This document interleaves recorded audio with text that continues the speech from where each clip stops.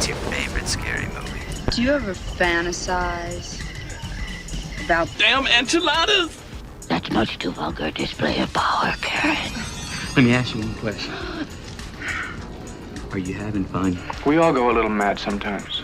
Because I promise you, you and I are going to have some fun. Oh, no. It is time to keep your appointment with the Wicker Man. They're coming to get you, Barbara. Shut up, you bitch hog. Game over.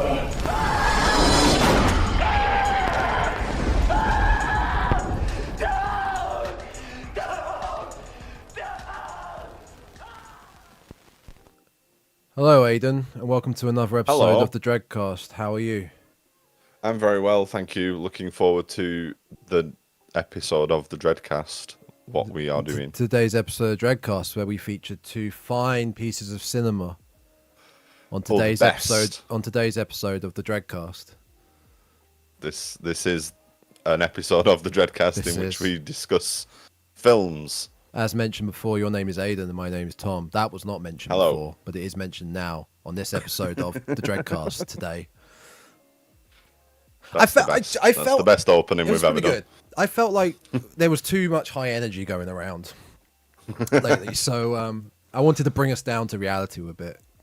Yeah. So there we go. We're doing away with the excited thumbnail.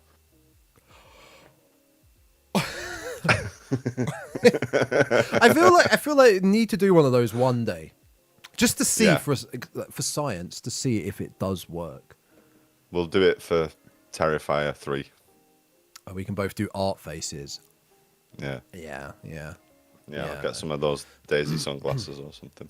Oh, we just need We'll do that. if we are committed that much. I mean, I say we. It's more down to you to get some fancy illustrations. That might be fun. Well, Maybe. Oh, well, we get other people to do it for us. Yeah. We can do that. Anyway, Commissions. welcome back to. Let's do it properly. Welcome back to the DC. Oh, we're abbreviating. No, it's awful. Welcome back to the Dreadcast. We're down with the DC. Down with the D. That is What even is it, the worse. What is it the kids are saying at the minute? Very, very mindful, very demure. Do you know I have no idea what that phrase means, but I keep hearing it everywhere. I learned a new one yesterday. I learned that the word Ohio. I saw this on a list of. It's so fucking dumb. It was like some school somewhere, and like the teacher had put up this list of like, you will get kicked out of the class if you say on the any back of of the like a door. Yeah. And Ohio was on there, and I don't know.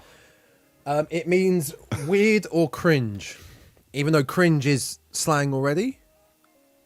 Yeah, I think. I mean, it's, there's nothing wrong with slang, and obviously new generations or whatever, slang changes. People, use different words. But I kind of feel like previously, and obviously it's a sign of like getting older and things like that. But like previously, I've seen the connection, and then like new words will come along, and I think, oh well, I know what it means. But like this new slang, like gibberish, skibiddi, toilet. What Ohio, does that mean? There's no. That's what I mean. There's just no link to it at all. It's so far. It might as well be another language because it's so far out there that I'm just like, I don't know. So do you mean like? I don't think I've got. I was gonna say I've got. It's not like I've got a young cousin or anybody in that. Like, there's nobody in my family or friends, kids, or anything like that I can sort of go, what the hell is this? I'm so far removed from it.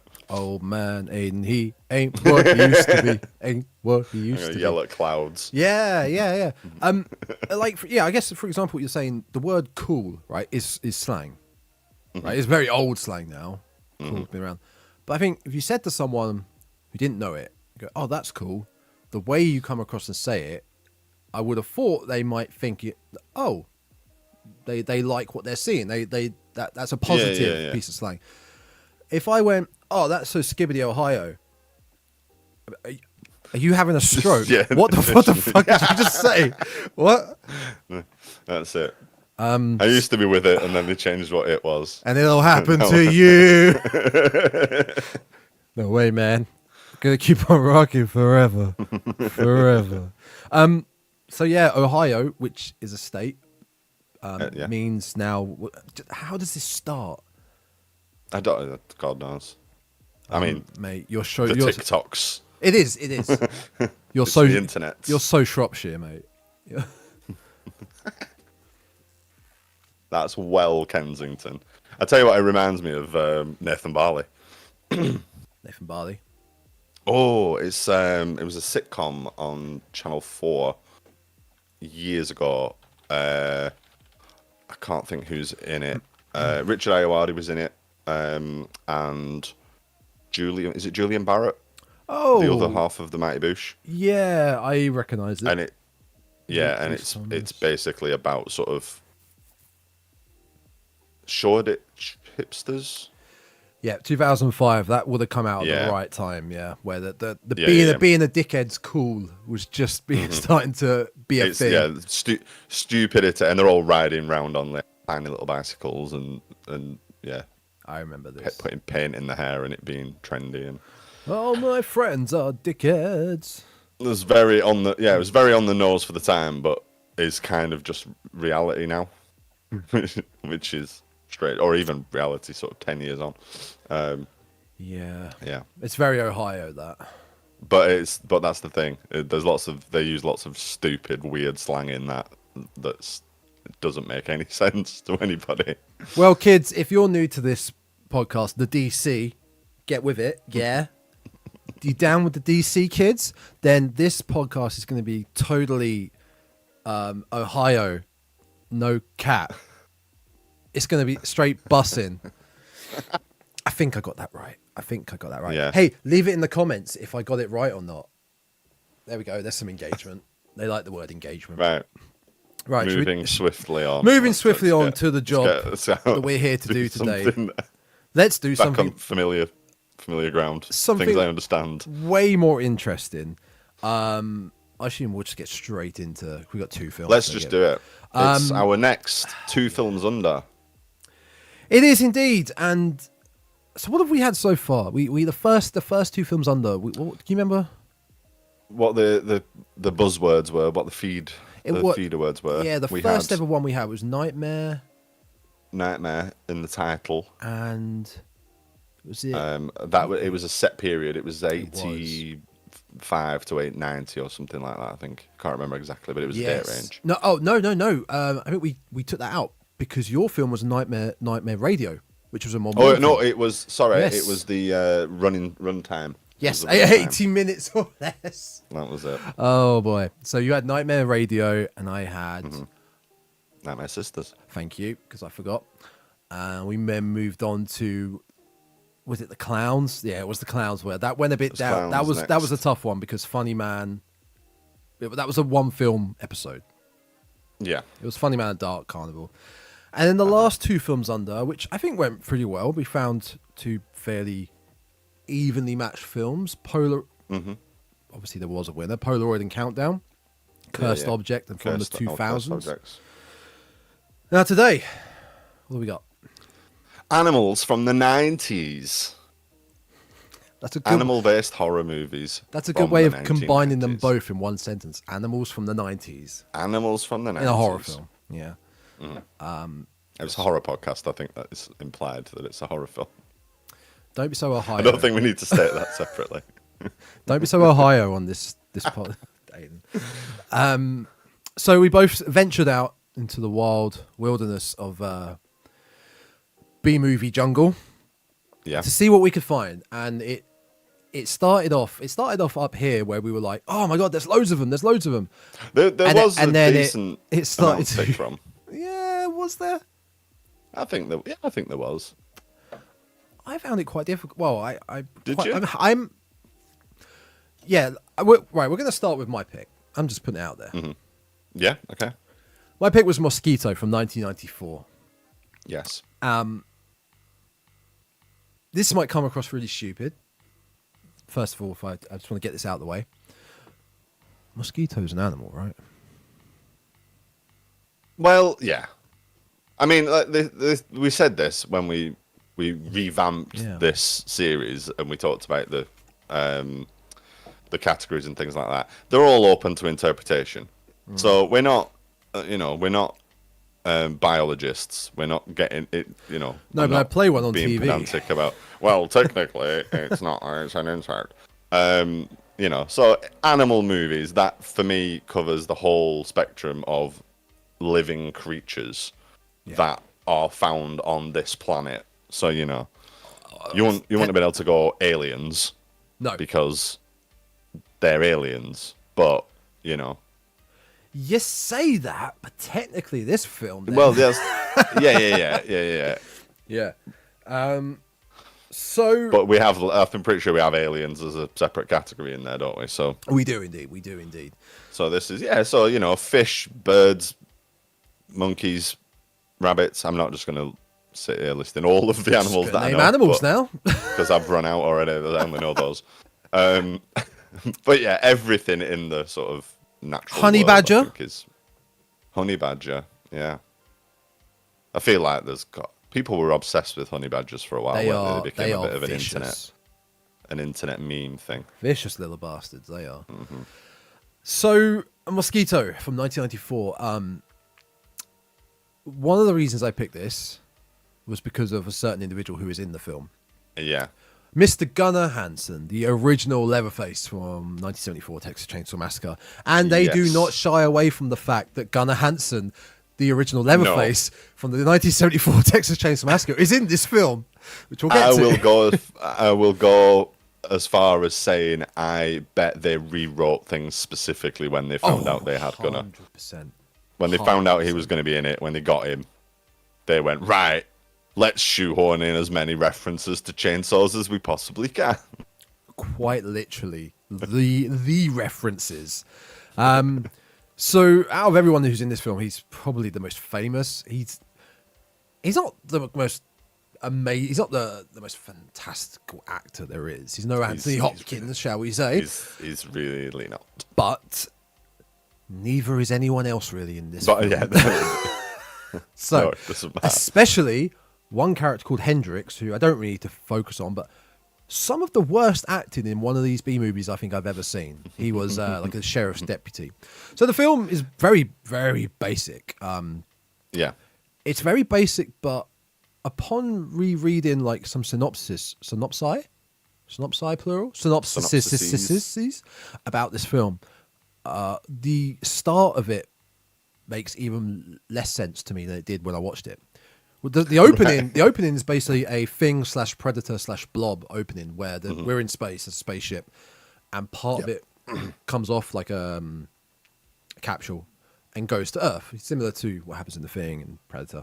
Crash lands, and suddenly this little mosquito comes out of like the swamp that it crashes in, and then we're off to the races. We get our main two leads. It's a couple. I think it's Ray and Megan. They're driving through the wilderness. They hit this, must be a 4-foot size mosquito. It damages their car. They then have to go to the local town to try and get it fixed. Mm-hmm. And from then onwards, people in the local town, campers, start getting attacked by these giant mosquitoes. So there is more than one somehow, and we learn later on as to why. And the film ends in a very horror cliche, trapped in a house, kind of Night of the Living Dead-esque. It's very much Night of the Living Dead, boarding up the windows while these mosquitoes are trying to get in, trying to kill them. So it's a very, very basic film. But kind of fun. Yeah, I had some definitely. fun. I had fun with it. This is like 100% like schlocky, campy B movie horror fun. I don't think it is, but this could be a trauma film. It's very much in that sort of vein. So if you want, if you cheesy horror B movie, then this this is up there. This could be a poster child for that. I've got that concept. I've got the back of one of the Mosquito VHS boxes. I just want to read that. Okay. Science fiction becomes it's a bit blurry. Science fiction becomes horrifyingly real to a park full of innocent campers as a hideous horde of mutated mosquitoes viciously attack without warning. A desperate race against time and terror. I can't read that. Ensues as a small band of survivors flee the bloodthirsty swarm in a death-defying attempt to warn the world of the mosquito menace, led by a brave young couple. Pardon me. Brave young couple and a resourceful government agent. Oh, I do remember who that is now. The survivors realize that their only hope is to hunker down for a final showdown with our bloodthirsty bugs. A chilling blend of sci-fi and horror. Mosquito is a tour de force of terror. Now, nice. That started to become a lot of lies at the end of that synopsis there. There is nothing scary about this film. No, certainly not. No. The most accurate statement in that little blurb is the attacking without warning part, because as you said, we get the opening scene of the spaceship crashing, and the general premise is that swamp mosquitoes feed on these alien corpses and mutate. We don't get anything showing them mutating and growing. Literally, we see mosquito landing on alien arm, and then the next thing we see is our heroes crashing into giant mosquito, and they are so blasé about it. It's hilarious. So they really are. For something that's at least, like I said, about 4 foot long. But there's no transition in between that. Like you'd expect to see maybe like, you know, the creature growing and becoming the mutated version, and then like, you know, setting off the hunt or anything. No, there's nothing between tiny mosquito feeding on the alien, giant mosquito hitting the car. But yeah, the reaction's really misplaced. They can't tell what it is. They're like, what? It's some kind of bug. It's huge, but really, so like, oh, that's quite big. Oh, and my then car! Like, but the car's broken. And then it's like, no, we have to claim it for science. Like, you weren't that bothered a minute ago. I feel the reactions are all very, very subdued for big time. Like you think if I don't know, if the setting was somewhere different, if the setting was like, you know, the deep dark jungles of Borneo or something like that, and it'd be like, oh, you know, this could be a new species that's not been discovered. But this is, you know, wherever it is in the States. You'd think if they were Georgia or something. Yeah, you'd think if there were mosquitoes the size of like German Shepherds. Yeah, that's a good way to describe it. Yeah. People would know about it, and if you were, you know, and nobody knows about it, so if you'd seen one, I think your reaction would be a little bit more extra than it is. Are you see, now you mentioned that you see it biting the alien's arm. Mm-hmm. Okay, I have clearly missed the first 2 minutes of this film, or a certain part, because I vividly remember. I watched it on my lunch break. I vividly remember we see the ship in space, and then the little capsule pod comes off and goes to Earth. Did I miss something in between that? There's a synopsis here where it says an alien spacecraft crashes down to a U.S. national park. A mosquito sucks the blood of the craft's deceased extraterrestrial pilot. Mm-hmm. All I remember is a live shot of what appeared to be a real mosquito coming up from some sort of goo. And then that's what I was really confused as to how that's clearly a shot of a real mosquito. And then suddenly we've got a 4-foot German Shepherd mosquito. Yeah. I mean, there's nothing in between, like I say. But yeah, you do see, because the aliens, like... the movie is on YouTube, so I'm just quickly going to try and find it for you. But it's definitely there. It definitely happens. I promise you. I mean, you know, oh, there we go. So 221.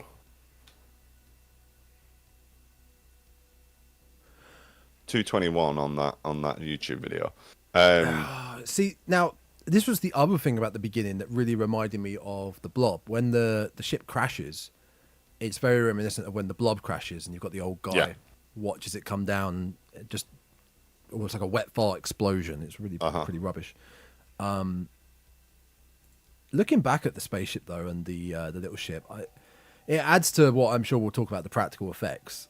I love the little miniatures like that. Okay, I feel like they just to talk a little bit about the effects now. The effects are all over the place in this. Film. Without doubt, yeah. Oh, there's the alien arm. Yeah. How did I miss that? How did I miss that? Wow. So there's a lot of blood pack stuff and things like that for the injuries and the attacks. But there's a lot of sort of big shots of swarms of giant mosquitoes, effectively. And it feels like they got everybody they knew that could do, and there's a lot of very early sort of CGI stuff. And it feels like they got everybody in their friendship group that went, oh yeah, I can do that, and let everybody have a turn, because there's no consistency to the style of any of the special effects, the computer generated stuff. It's all very different, and it feels like either they kept switching programs to try and get something different, or they had 3 or 4 different people all have a stab at it and then used it all, because it changed. You're entirely some of right, it towards the end. Some of it towards the end looks like rotoscoped stuff, like the Bakshi movies. That sort of weird grainy silhouette kind of footage. And then we've got the stock footage of actual mosquitoes. There's obviously big rubber puppets, and then there's stuff that looks. I mean, they are great. There's stuff that looks like PlayStation 1 graphics kind of happening. It's got everything. It's got it all, man. It has, but it much like unlike our other film. Granted, our other film, animal in question, is a bit bigger, and you can use real animals. I prefer it this way, because this is what we're after. We're after the campy, you mentioned, and I love the practical mosquitoes, the ones that are about German Shepard size. I think they look great for what they're meant to be. Mutated giant mosquito. Mosquito isn't a pretty little thing anyway. No, it's going to look great. No, they do. They do look great. Even when we get the close up of the proboscis, or as one of them says, proboscis, they look gruesome. They're like sheathed, aren't they? Oh yeah, they are. Yeah, Pull it down. I don't know if that is real, but yeah, and there's a lot of sort of, I guess, kind of like the inner jaw of the xenomorph. It's got that kind of vaguely phallic, dripping with goo kind of grimness to it. So throughout pretty much all the film, we've got our main leads, the couple, Ray and Megan. They're trying to get the car working. Interacting with the sheriffs who have a vendetta against mosquitoes. He's got his little mosquito catching box. It's a little box where there's a little dot on it, and if you get the mosquito on it, you slam the box, and you and then the other guy's sent out to fumigate, and he's just walking through the busy campsite, just spraying. People having picnics, picnics, eating presumably toxic chemical fly killer stuff. And he's just fogging it all over the place, just striding through picnickers, and we get introduced to quite a lot of different characters at once. We get introduced to Gunnar Hanson's group. I mean, what would you say they are? There's them and they're brothers, right? I think so. They're credited as bank robbers. So Gunnar Hanson is Earl the bank robber. Yeah, literally, that's his. And then Rex is Earl's cousin. And Junior is Earl's brother. That's it. Rex is played by a chap called Kenny Mugwump, which is a fantastic name. Incredible.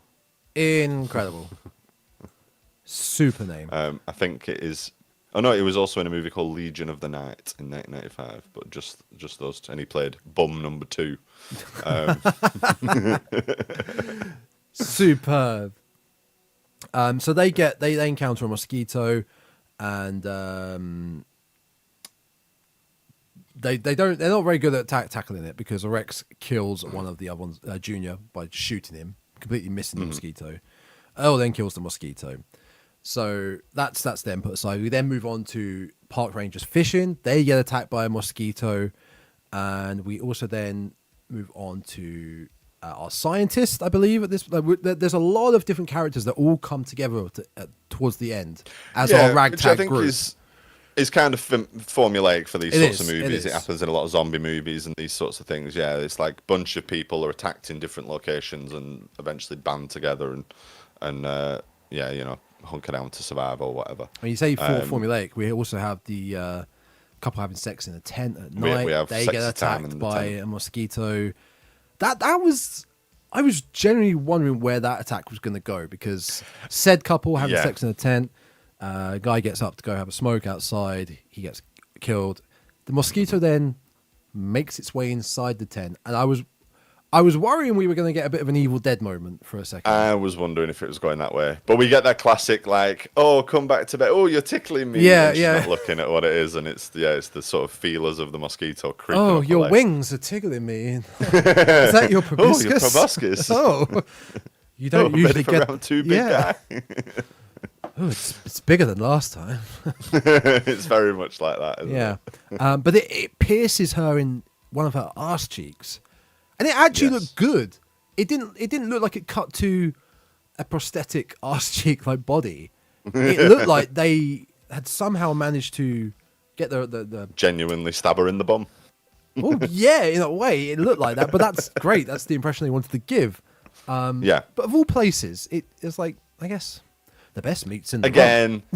B-movie schlocky. There's got to be a little bit of TNA in there, hasn't there? I mean, I think the second scene after the mosquito car crash is one of the Rangers spying on women playing volleyball.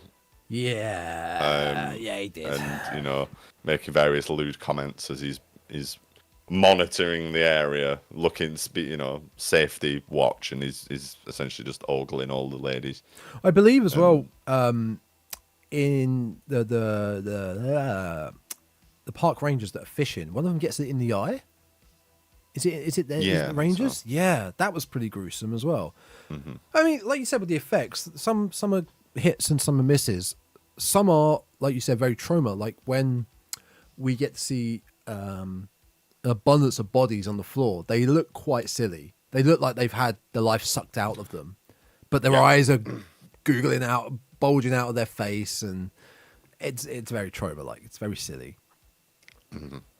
I mean, it's about giant mosquitoes that fed on aliens. It's all silly. But yeah, I mean, that's, like I say, that's definitely the charm of it. That's definitely where the entertainment factor comes from. It's one of those.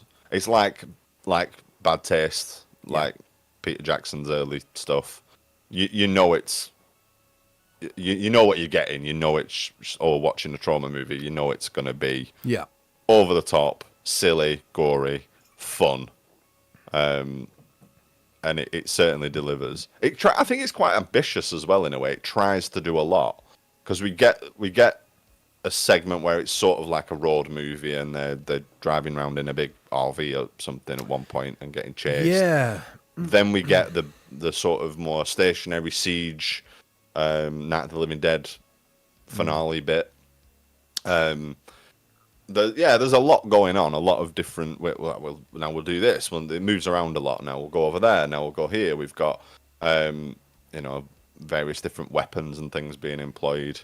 One of the scenes in the farmhouse where I think they open a door and one of the mosquitoes comes in, and then they just sort of for 5 minutes just hammering it with, like taking it in turns. Of one's got a baseball bat, I think the other guy's got a golf club or something, and it's just. They may as well start playing "Don't Stop Me Now." Yeah, it's very much like Shaun of the Dead. Yeah. So our other character, the meteorologist named Parks, he turns up and he's detecting radiation with his Geiger counter, and he's one of the few to survive at the end. Uh-huh. He's our hero. He's the one that always is making all the good decisions throughout the film. Pretty much, he knows what he's on about, but he's also got his kryptonite being Gunnar Hanson, who has got the ego, the anger, and is always trying to fight against any decision he's trying to make. And they end up coming together in the end. But yeah, a lot of, I want to say tropes, but more so cliches, but that work. Then they do work. I think the more we talk about it, and you mentioned that conflict between those characters in particular, again, Night of the Living Dead. bears a striking resemblance to the Night of the Living Dead. Big time. Where you've got the male lead in that, and the family that, he's the father of the family that in the house that's trying to basically fight him at every turn, as you say, and doesn't think anything he's doing is a good idea. So I think they've taken a huge amount of inspiration from Romero for this. I mean, even if they didn't intentionally, they have. They really have. It's there. And it's done well. It doesn't come across as like, oh, they're just ripping it off. It's got strong similarities. Obviously, we've swapped out zombies for giant mosquitoes, but it's not just Night of the Living Dead with giant mosquitoes instead of zombies. No, it's just taking that inspiration and taking that conflict, and I mean, I guess kind of it's good interaction between the characters, even if they're not maybe acted particularly well. It feels like there was more effort in fleshing out those characters than you perhaps get in a B movie. I don't think this film, I'd probably put it in the same category as Funny Man. In a film, I could, if say got some friends and you wanted, let's just watch something absolute. Oh yeah, absolutely. Dog shit and fun. I could definitely watch this again. I could watch this. It's a tight 90 minutes, 91, 92 minutes. It goes. It's may have the odd dull moment, but for the most part it goes. Especially the second and third act, it does go. It's got your fun props. It's got some fun kills. It's killing mosquitoes. How many times has that been done? One thing that kind of confused me a bit though, and I think this is probably spurred on from me missing the beginning bit. We suddenly just get a swarm, like more and more appear. Yeah, I mean, it's like I said at the beginning, where we don't get that. We don't specifically get. I mean, it's easy to infer, I suppose, but you don't specifically get shown that the mosquito has mutated. But I guess it's easy to assume that if there's one mosquito, there's going to be others, and if one has fed on the aliens, there's going to have been more. So, yeah. But yeah, it is just kind of thrown in that suddenly there's loads of them, and especially at the end where we discover the hive, the alien hive, basically. Yeah. Well, but I mean, I don't know. Mosquitoes don't swarm in the same way bees do. They're not a hive insect, are they? They're not. I don't know much about the mosquito. I didn't learn much from this film about mosquito. If I'm honest. Okay, so if you're looking for an accurate documentary this is not for you on mosquitoes, but I'm pretty sure they're autonomous. They don't live in like a hive structure in the same way that flies, because flies don't either. The same way that bees and wasps and ants and stuff do. They are. I'm pretty sure. I mean, again, correct me if I'm wrong, but I'm pretty sure that they're not. They don't live in that structure, and they're independent. So I guess they just had to have a big bad sort of moment. Yeah. So we'll chuck them in a hive. I'm rapidly trying to scan the Wikipedia on mosquitoes just to see. Oh, just trying to fill the gaps. That's all right. You do that. I'll pander to our audience. No, I'm pretty sure they don't. I'm just going to go out on a limb and say that they don't. Okay. They live in the same kind of conditions, but they don't live together. If you know anything about mosquitoes, send it on in to thedreadcastpodcast@gmail.com or leave a comment in the YouTube video. Do you know what, for a film that had a budget of 200 grand, that for 1994, 200 grand, yeah, nowadays that would probably be bumped up to what, 800, 900 maybe. But for all the effects, paying the actor, maybe I don't think the actors would have made much of this. Probably not. The effects, paying Gunnar Hanson he probably cost the most.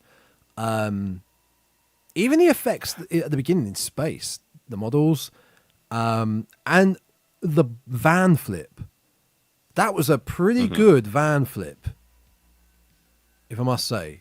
It didn't roll like the Casino Royale car, but No. you actually saw it. You actually saw it go to the side and flip round. That's a big stunt for a very low budget film like this. And the explosion at the end. Yeah, Like, that's it's huge. very well made. That is a huge. I'm piece of just explosion. wondering. I'm just having a look actually. So directed by a chap called Gary Jones. I'm just wondering Gary Jones. what else he's done. Mosquito 2, The Return. I mean, Escape from Death Block 13 sounds great. Yeah, it definitely doesn't sound like Assault and Precinct 13. I mean, look, his Crocodile 2, Death Swamp. Oh, amazing. Wait, when did that come Planet out? Raptor. 2002. Oh, damn it. But, I mean, he directed some Xena Warrior Princess and Hercules, The Legendary Journeys. Oh, not boo, Hercules. Boo, Kevin Sorbo. Boo. Oh, yeah. Fair enough. This was his first movie. Escape from Death Block 13 was 2021. I mean, he's done a lot of like B-movie type stuff, but, you know, there's no shame in that. There's nothing wrong with that. But he clearly knows what he's doing. He's made, you know, a solid, albeit a B-movie, it's a solid B-movie, you know? It's not bad. I mean, what was Nightmare Carnival or whatever it was that Dark Carnival. Dark Carnival, absolutely abysmal nonsense made by, like, very clearly just made by some pals with a video camera. It was like Whereas a student film, basically. Yeah. But not even a good. No, know, those weren't. They weren't high flying students, shall we say? I don't think. I am sure there was no Dark Carnival 2 after that. No. They decided that maybe the film business wasn't for them. Let's talk about Gunnar Hanson. Our Leatherface. So yes, obviously Leatherface. I mean, and as I say, I'm fairly certain there was a rewrite or several rewrites to give him access to a chainsaw and means and motive to use it. And it's like, right, great. I mean, when he gets the chainsaw, I think he says something along the lines of, "I haven't handled one of these for 20 years." Found this in the work shed. Thought it might come in handy. Man, I haven't handled one of these babies in 20 years. Feels good.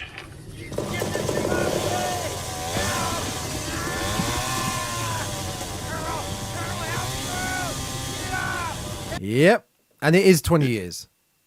It is 20 years from 74 to 94. 74 to 94, it will have been. Yeah. So, and then he uses it as well. That becomes his weapon for the remainder of the time he's in it. He chops the door down, much like Leatherface did in the farmhouse. Yeah, I think there's also a little scene where he's kind of waving it. He basically retreads some of his classic Leatherface moves, I think. His filmography is superb. He has been in. It's wild, isn't it? Reykjavik Whale Watching Massacre. Watching Massacre, I just caught that one myself. I want to know what Wonton Baby is. I think we know what Wonton Baby might be, but we're not going to talk about that. What else we got? The Deepening. That sounds like the Bloodening. The Bloodening, yeah, definitely.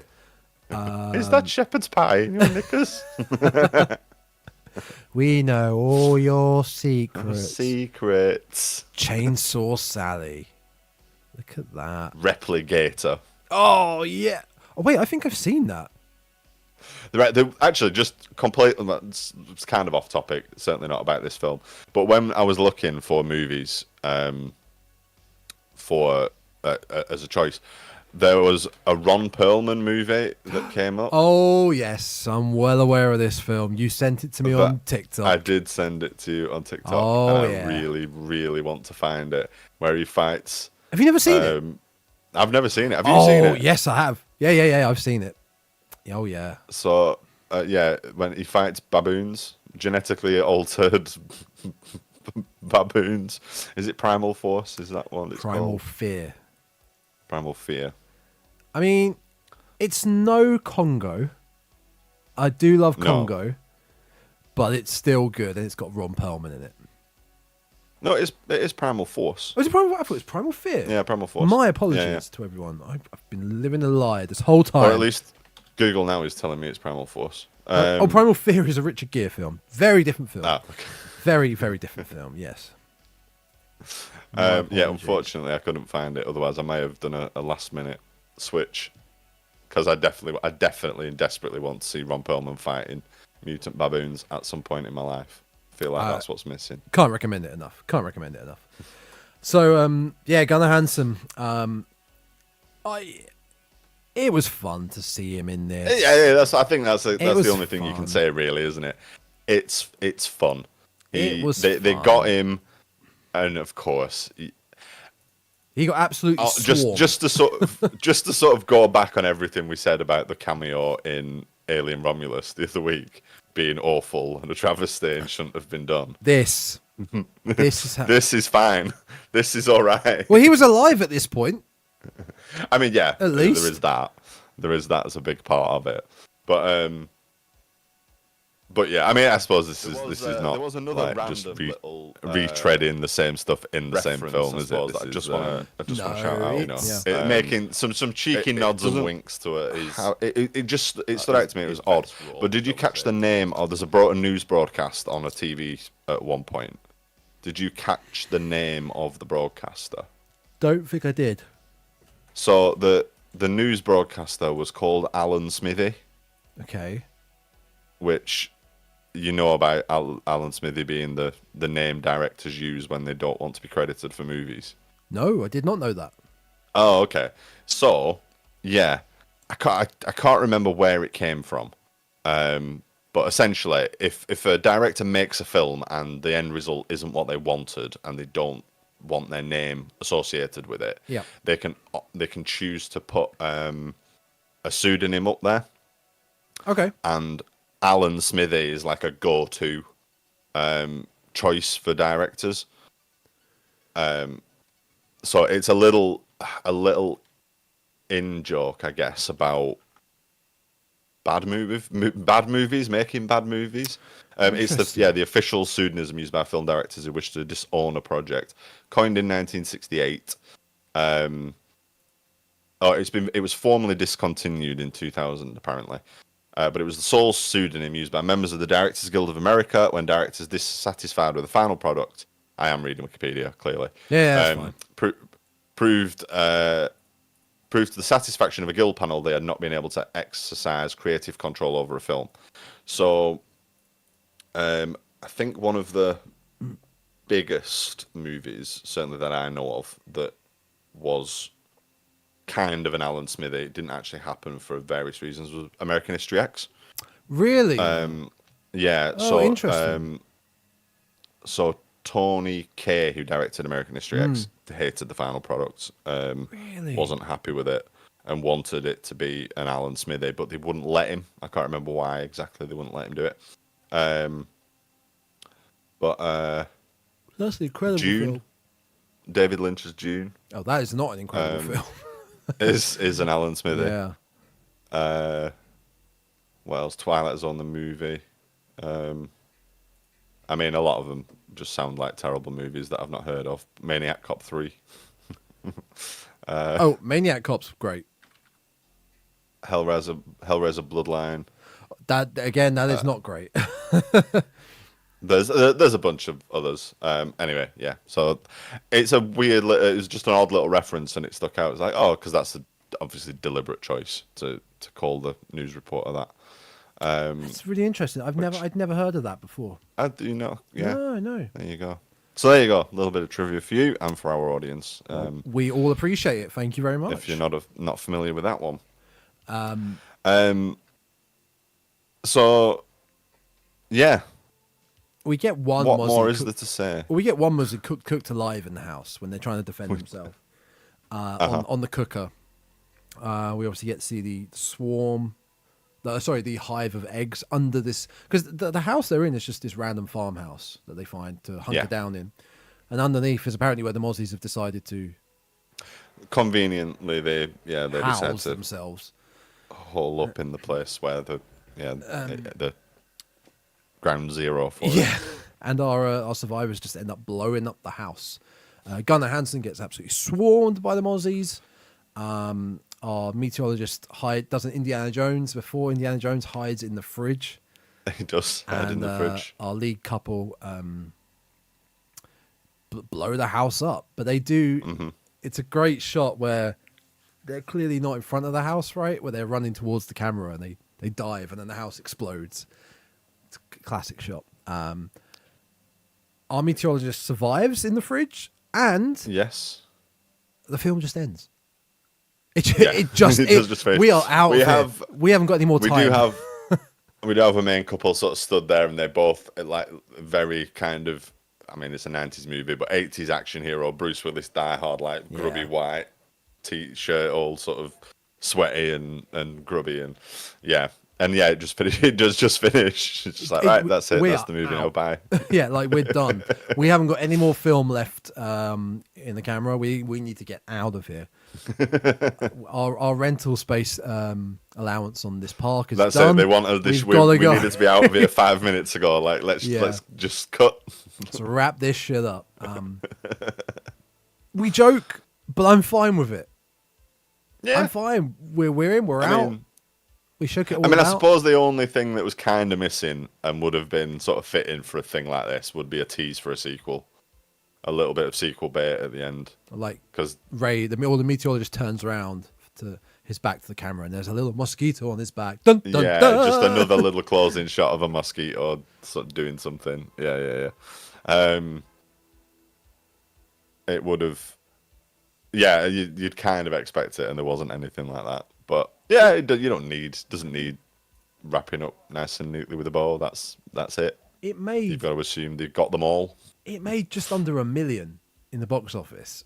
Did it really? So they made more than 4 times their budget. You could have got another mosquito. Fair play. Absolutely. Fair play to them. You can't argue with the results then. No, absolutely. So yeah, I mean, much like with these 2 films under, we're not doing full on shot by shot reviews. We're just getting into the nitty and gritty of each film because it's 2 films per episode. So it's a lot to do. So for the most part, that is Mosquito. It's a very simple, fun B movie, horror / not horror. It's in the horror category. It's a horrifying concept, if you will.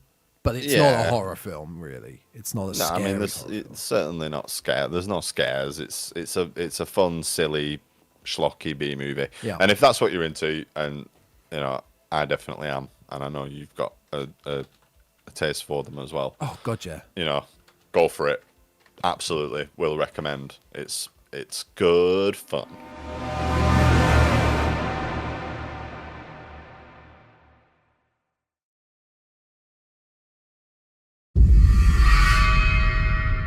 Right, so film number 2, 90s Killer Animals, was your pick. Strays. Now, from 1991. 91, not the 2023 Strays. No, definitely not that. The original. I think there is another film called Strays as well. Yeah, not the Seth Rogen dog based one.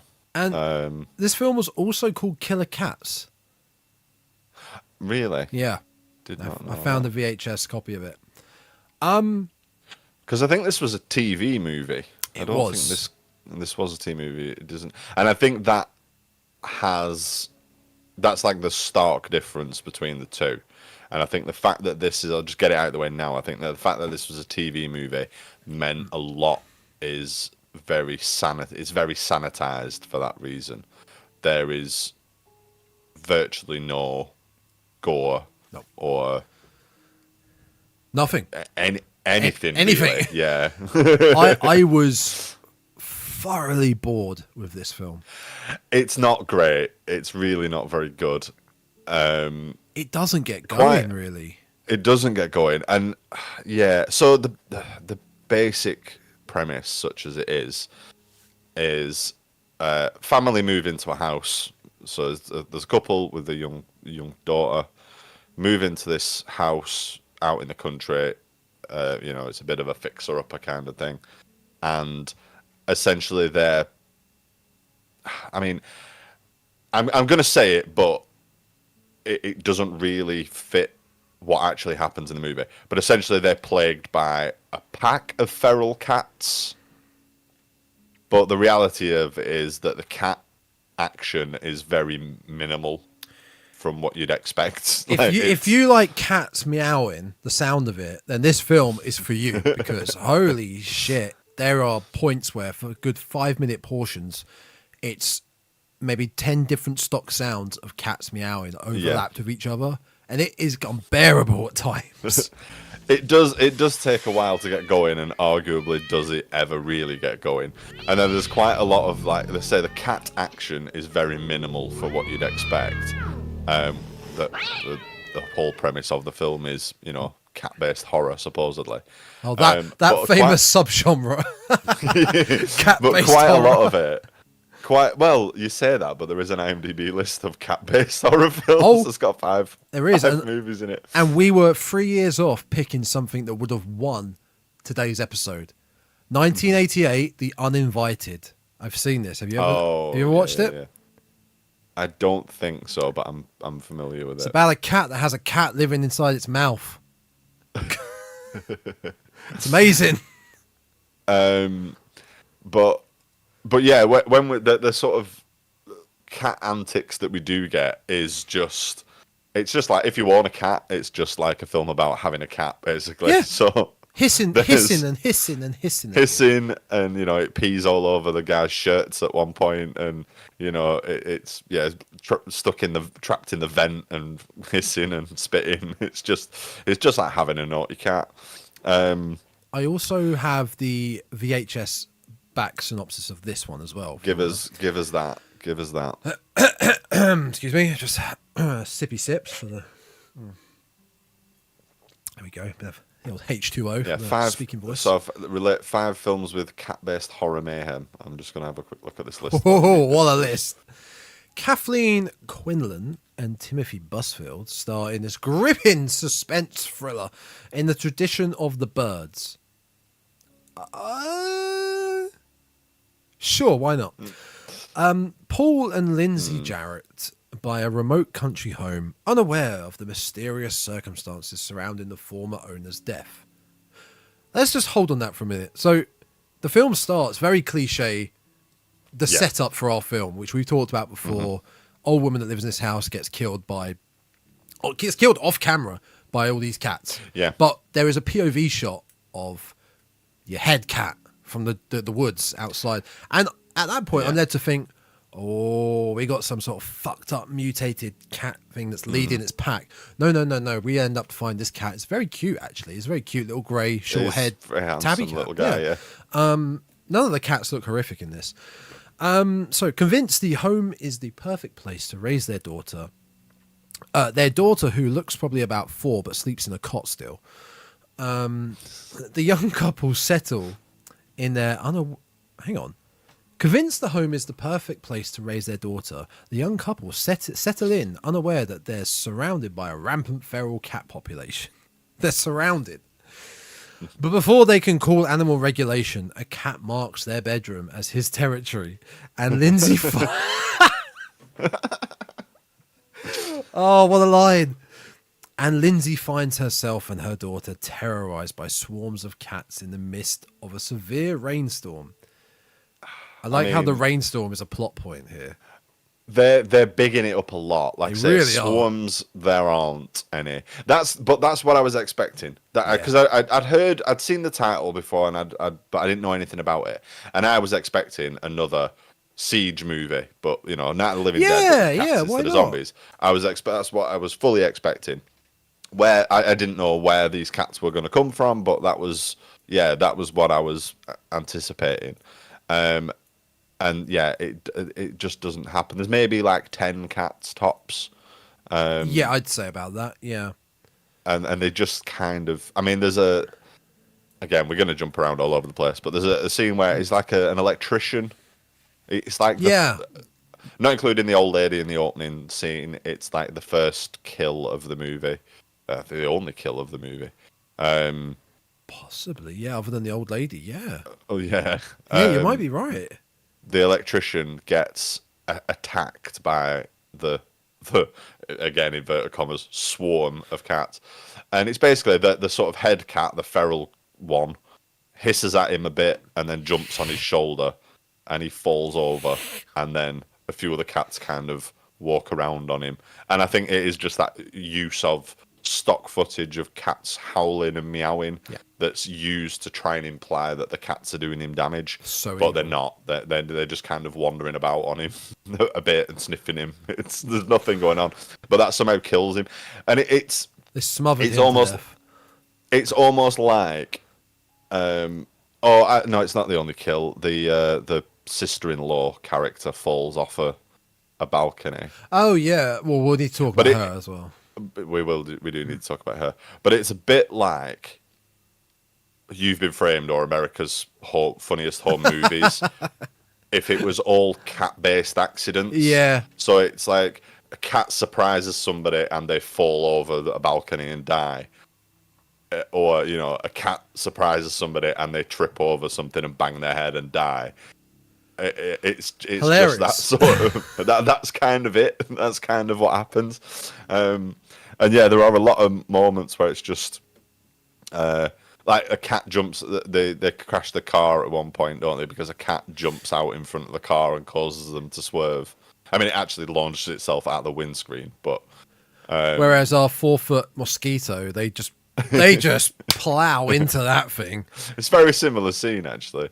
But yeah, so it's like, oh yeah, cat jumps out into the road, car crash. Oh, cat jumps on somebody's shoulder, they lose their balance and fall down the stairs. It's like, yeah, it's just, I mean, I've nearly tripped over my cat and fallen down the stairs several times. It's just kind of like this is what it's like to have a cat. They may as well just have 10 cats. A little bit, yeah. They came with the house. Yeah. Isn't that when Marge becomes a real estate agent? It's like, actually, the cats own the house. So yeah, you'd be their tenant. Yeah. That should have been the premise. Yeah. I mean, it might as well be for all we know. Yeah, it's just like it's the trials and tribulations of a family living with some misbehaving cats. Really, is kind of the main. It's about that level of peril, isn't it? Really. Not one of them looks mangy or rough. No, even the head one. The supposed feral cat, which is so bending cute. the others to its evil will. It looks incredibly well cared for and lovely. We get a bit of foreshadowing at the beginning as well, because our main lead, the dad, is allergic to cats. They have a dog. He's allergic to cats, which comes back right around the end when he's got to save his daughter who's been smothered by the cats. And it's like, I can't do it. I can't go in there because he's really allergic. He's not really allergic though, is he? He sneezes a bit. He's really allergic. He sneezes a lot. He might sneeze to death if he goes any closer. But yeah, it's not very engaging, this film. The story is very simple. There is more emphasis put on the subplot that the sister-in-law is basically a bit of a home wrecker. Well, okay, we got to talk about it because this puzzled me. Because he's into it. Well, yeah. So he's a lawyer. So it's Paul and Lindsay Jarrett are the couple. And Paul is a lawyer, and he's handling the divorce case of his sister-in-law, Claire. And she is... I mean, she kisses him. She's basically just trying to get into his pants, and he's going along with it. And there is a lot more, and it comes apparent later on that the reason she's going through a divorce is because she's cheated on her partner anyway. And yeah, there's a whole lot more focus given to this kind of will they, won't they, affair, love triangle thing going on than the supposed terror of the swarms of cats. It's just, it could be repackaged as it being like a tale of betrayal and divorce, and like, the wife trains the cats up to attack the husband. She finds out he's been treated. It's just, it's very odd. It's very odd. But there were moments where the sister thanks Paul by kissing him on the lips. Yeah, fully, really like, fully. Full kiss on the mouth. I mean, And there's no tongues that I can see, but it's not far off. He doesn't back away. It's there for a good 2 seconds, I would say. Mm-hmm. And his wife is just watching it happen. Yeah. And she kind of just gets the hump like he's left the toilet seat up. Like it's that level of sort of like she gives him the silent treatment for a few minutes. Yeah. It's just, yeah. It's and then terrible. doesn't the sister make a pass at him in his office again as well? Yeah, I think so. Very, like I said, that is a bigger part of the, like an hour in, and there isn't any real cat horror going on, but we're finding a lot out about the sister-in-law being a bit of a loosey goosey. Yeah, they're not really aware of what's going on with cats, are they? For a long time, long time. I mean, the poor electrician gets like knocked to dead, falls over and gets killed in the basement, and they don't find him until the very end of the film. But yeah, it's literally until like days have passed. The mum and her daughter are in the house trying to redecorate. It's until then. And it's got to be an hour in until they realise, shit, there's some evil cats lurking. Well, it's not. Yeah, but it's not even evil cats. They find like some cats. They find a kitten as well, mother don't and they? kittens. Yeah, they find a mother and a kittens in the attic, and he's like, "Oh, that's why I've been sneezing." And they kind of like adopt this kitten, and then the dog gets mauled by the other cat. It's just there's really not very much going on in terms of cat horror at all. No, there really isn't. I just want to. Here's the back of the VHS box I was looking at. Look how cute the cat is. Look how cute the little grey cat at the bottom is. Look at him. He's lovely. He's lovely. He is, little chubby cheeks. I do like. When they find that stray cat and they're like, "Oh, we're going to adopt it," because that's it. The electrician says something about there being rats and you should get a cat and stuff. And they find these stray cats and like they're adopting it, and the dad's like, "Oh, but I'm allergic," and her response is basically, "So what? Well, so what? We've got a cat now. Like, deal with it." Happy families. It's like as much more of a. I mean, I caught you snogging my sister-in-law, so fuck your allergy. Now we're even, bitch. Yeah. It's much more of a competently shot film. Like it looks crisper, it sounds better, everything about it looks more competent. But as story and the guts of it, there's very little meat on this film. Yeah, as far as a horror film about cats goes, there is very little horror film about cats in it. Yeah, very, very little. Although this does give us a foreshadowing for a sequel at the end when the new family move in. Oh, where we get the kitten, looking at the kitten, the evil kitten. Yeah. We get the shot at the end where because Paul is out of the house for the final act, pretty much. He turns up at the house. So it's the mum and the daughter. There's a shot of in this heavy rainstorm. It's a heavy. Don't forget the rainstorm. That's what's star of the show. She thinks the daughter's being absolutely swarmed by the 10 cats or whatever. She's flinging them everywhere, like literally picking up real cats and just chucking them everywhere. And it turns out to be there's no daughter there. The daughter is hiding over in the corner. So yeah. And when they're trying to escape the room, they're going down the big stairway, and the cats are just lined up looking at them, while the chief is on the chandelier looking down, hissing upon her. Just hissing.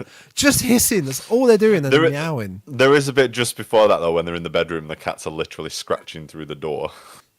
That's quite good. Yeah. Well, she's stuffing a pillow into the vent the vent. To stop the other one. And chucking some sort of... It wasn't water, right? She was chucking something at. It ended up being a hot jug of water, but I feel like she chucked something else at the cat in the vent. There is a scene where there's a leak in the roof, and she manages to poke a hole through the sagging plaster and flood the room, and that helps them escape. So there's a lot of like, cats hate water, therefore this is our defense going on. So the only option is to get out in the rainstorm. So they hide in the Wendy house in the rain because You just reminded me of another character we get regarding water. Not the electrician. What was his character? there's a vet. A vet. That's They have just a the- vet. He the gives vet, them a 'cause the water dog, gun. 'cause the dog gets mauled at one point. Yes. And they go and because he's the one that tries to big up the evil cat by describing it as feral. Yeah. It's like, oh, because I think they say, oh, there's a stray cat knocking around. He's like, oh, well, if it's not a stray and it's feral, then you've got a bigger problem on your hands. And it's Oh, dearie me. you're really reaching. So yeah, he gives them a water pistol. I mean, it is very dull. It is incredibly dull and very light on the cat-based horror. However, the final showdown It's between fantastic. the father and the leader cat is brilliant. it makes up for the rest. Like, if I sent it to my mate. I think because it's very, very silly, very, very slapstick, Very silly. and I told him to just watch the end scene, and I will recommend if I can find it. Very if I can reminiscent find the message of the time code. how silly it is with Ben Stiller and Mary's dog in That's Something About Mary. Yeah, Very it's reminiscent very of how much- silly it is. You're always going to get that, aren't you? When it's like where you're full-size person and the evil thing is smaller. Like in the Child's Play movies, like yeah. anybody fighting Chucky is always kind of like, I'm doing evil doll acting, sort of shaking this puppet about. And then it goes like this. It's like lunges at you, but you have to pull it. Oh. Yeah.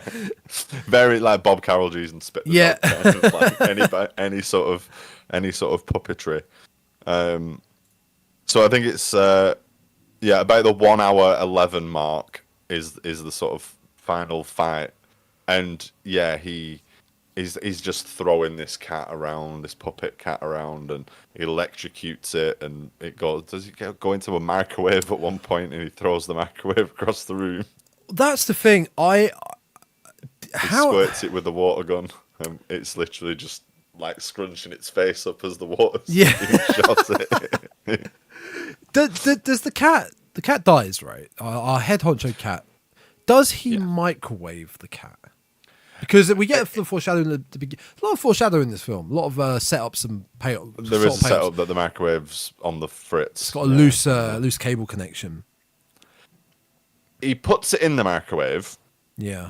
But the microwave doesn't work. That's it. So he then throws the microwave across the room with the cat in it. Yeah. The cat jumps out, and he grabs the dodgy cord. That's it. been Electrocutes ripped it. off, and Yeah. he electrocutes it with that.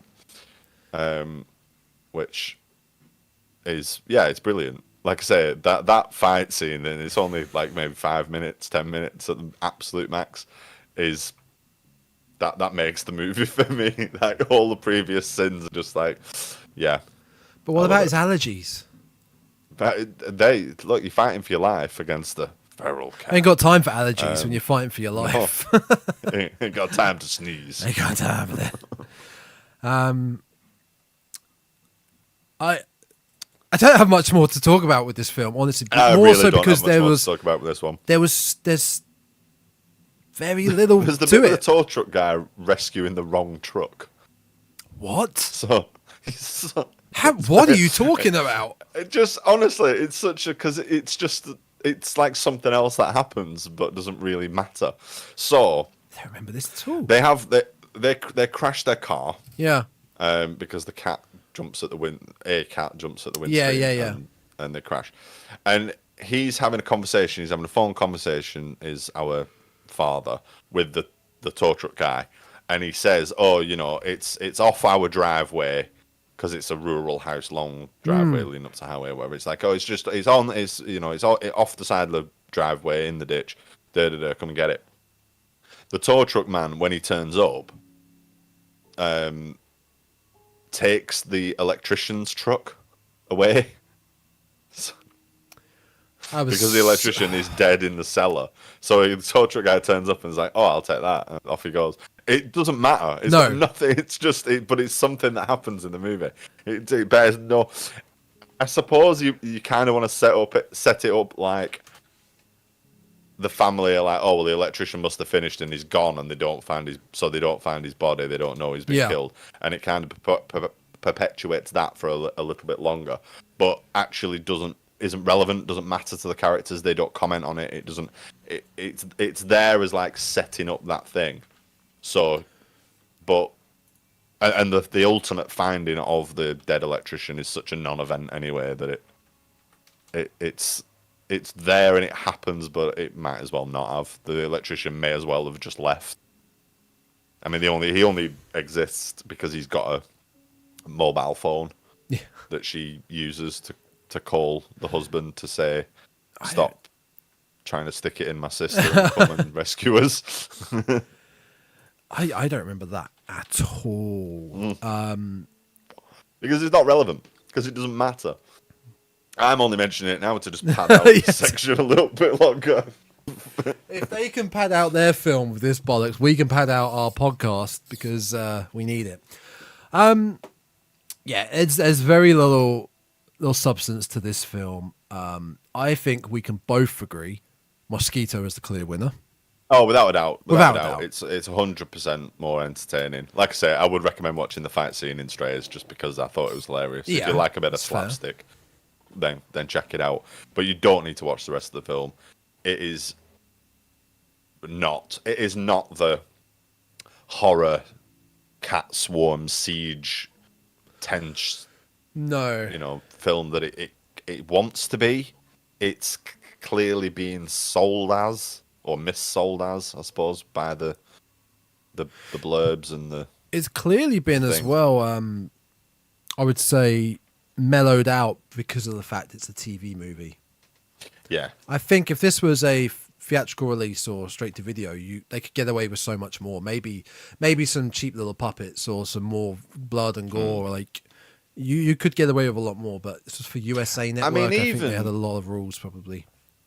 I think that's what it is, and it hampered it quite a lot. Like as I say, we get the old lady at the beginning is killed off camera.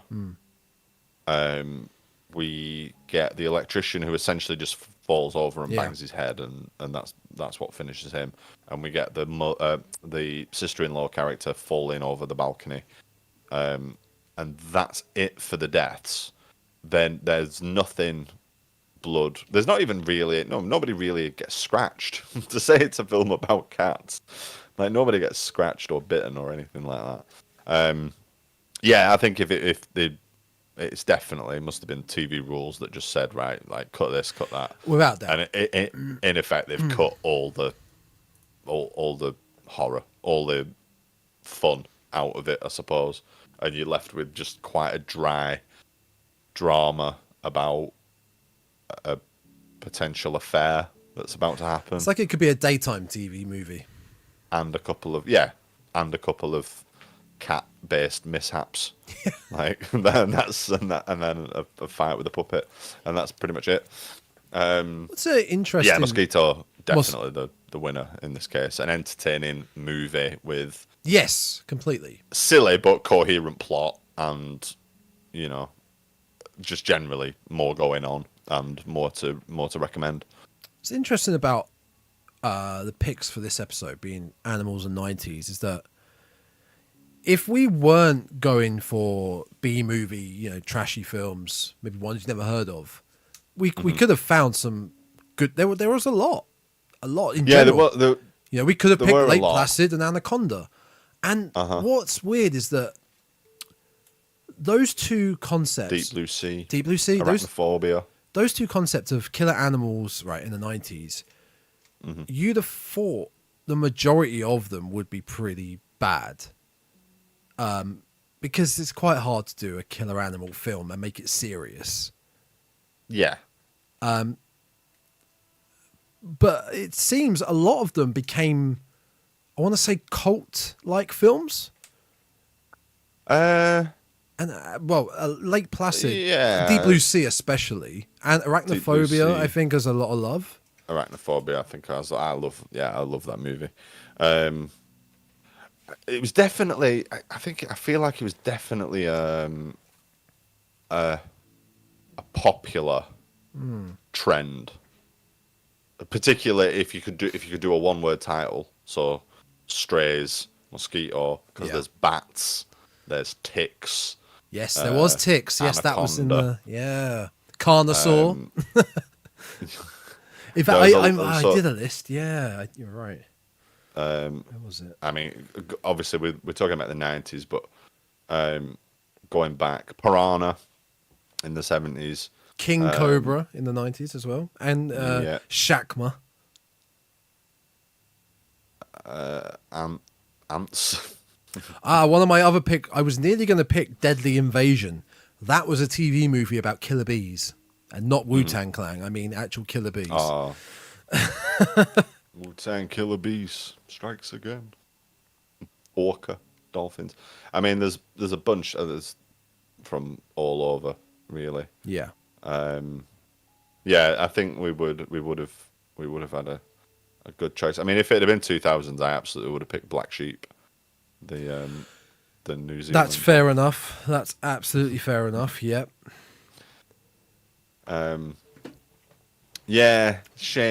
Shame, really, that Strays was the dud that it ended up being, because I did have you had high hopes. 2 or 3 others. I had high hopes for that one, and being a cat fan, I had high hopes for it. But having sort of 2 or 3 in the back burner as well, it was like, it wasn't like it was my only choice. I made a conscious decision to go, yep, Strays, that'll be. I mean, not good. I wasn't expecting it to be good. Yeah. But unfortunately. Well, maybe if Not it comes the up one. again, comes up again in the future. Comes up again. Hopefully in the future. If it comes up again, I mean, it's good to know that if it does come up again, then there are definite other options out there. So Mosquito, clear-cut winner, falls Absolutely. into the winners bracket alongside Nightmare Sisters, Funny Man, Nightmare Sisters. Polaroid, I think we chose. So all your picks, basically. Did we choose? It's just all your films. It was Polaroid, wasn't it? We did choose. Did we both choose Polaroid, or did you choose Countdown? I think we may have been split on that one. I think we might have been. You're right. Yeah. But I think they were fair. I think that the Cursed Objects one, I think, was the closest match that we had. Definitely, yeah. But in all the other ones, you have managed to pick. I mean, yeah, it's fine. I mean, it's only a friendly competition. It doesn't matter. I'm not bitter or anything. Is it now? Well, sir, would you like to cap off this fine episode of the Dreadcast featuring me, Tom, and this Aidan over there by picking our next picks for September? Should we do our next ones? Let me get the horror tombola. Absolutely, we should. I'm going to grab a dice from over there. Right, here we go. It's been a while since we did this. It has been a while since we did this. So you give it a good shake under the desk. There we go. Give it a good. Oh, there we go. It doesn't look as incriminating now. So he's going to roll a dice, 1 to 6. 1 being the 70s, 2 80s, and so on. So what is the decade we have landed on? It is a 4. It is a 4, which would be 2000s, wouldn't it? 70s, 80s, 90s, 2000s. Yes. I just want to. One thing I've just remembered now, which might benefit us. I think I tore a little Tubi. I think Tubi is now available in England. I believe I have heard similar. And Tubi is the home of all these types of horror films we want to try and find. So that will need to be looked at. Right. So 2000s. I'm gonna have a look in the horror tombola and see what weird subgenre category we need to find. Okay. The horror tombola is open. Not looking. Oh, there's a good crunchy one there. Drum roll.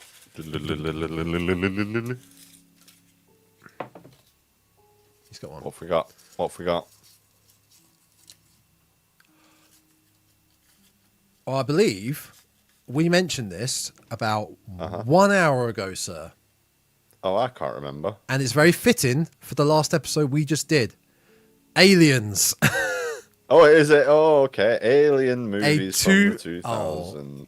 Now, and we say this every damn time, but there has to be a crazy abundance of shitty alien movies from the 2000s.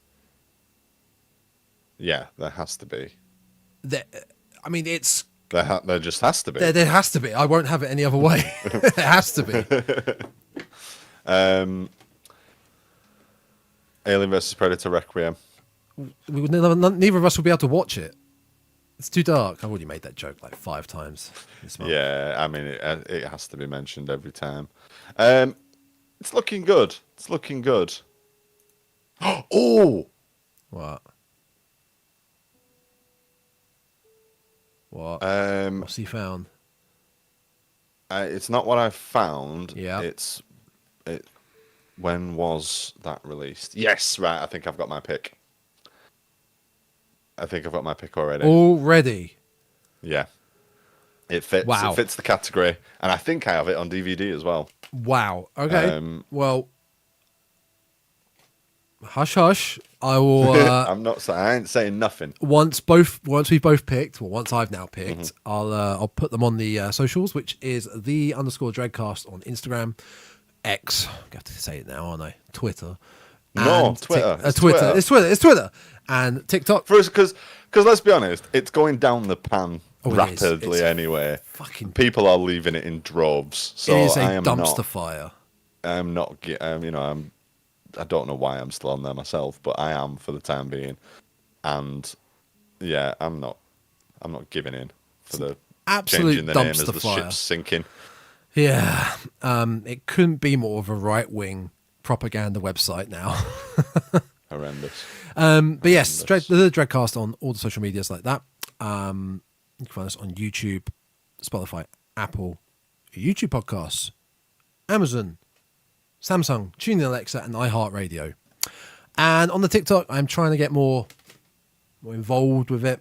Trying to put more questions out there, trying to get some more conversations going regarding horror community. So do go give it a follow, and we can have more chats. And send in your mail. We're getting back to it. Doing it again. To the thedreadcastpodcast@gmail.com. As a car just left Aidan's living room there. Yes, that was the thedreadcastpodcast@gmail.com. I can hear the football ground as well now. And I just started. We don't want to make Ralph upset because Ralph likes a mailbag, so that's Ralph Wiggum, folks. If you'd get that joke if you went to the TikTok and you'd see the bit, so that it would make sense that way. So I think that's it. So from the 2000s, featuring Aliens is our next 2 films under episode for probably the end of September. The September schedule, we should probably come up with some films for September. Yeah, I have a list of scheduled stuff that we made. Oh, how out of it are we from? We did well. So August picks were Alien Romulus, and it just says birthday, which I'm assuming was your pick for your birthday. Someone had to go away for work. I know. I have to do it again as well. Oh my God. Treehouse and 2 films under, and then September just says my pick. And that's pick. the only thing that's written there. Right. I'm guessing me. How about we do a your pick and we look at the original and the remake of One Speak No Evil. Okay. We can always change it off camera. I was just suggesting it. I always forget the name of Speak No Evil. It just will not stay in my head. Need to know how that remake ends. Yeah, I was very dismissive of it at first, but the more I'm getting increasingly more intrigued about it. Who knows? Our opinions for the last 6 months may change because we've seen the trailer constantly and it looked like it gave everything away, but who knows? It might be a complete lie and take it in a different direction. So we shall see. But yeah, that's a rough schedule. We may change. We may not do Speak No Evil. We'll see. But follow us on the socials, and we'll let you know there. It's our podcast. But yeah, shove it. So yeah, winner today, Mosquitoes. Until next time, until the next 2 films under. Bye. Bye.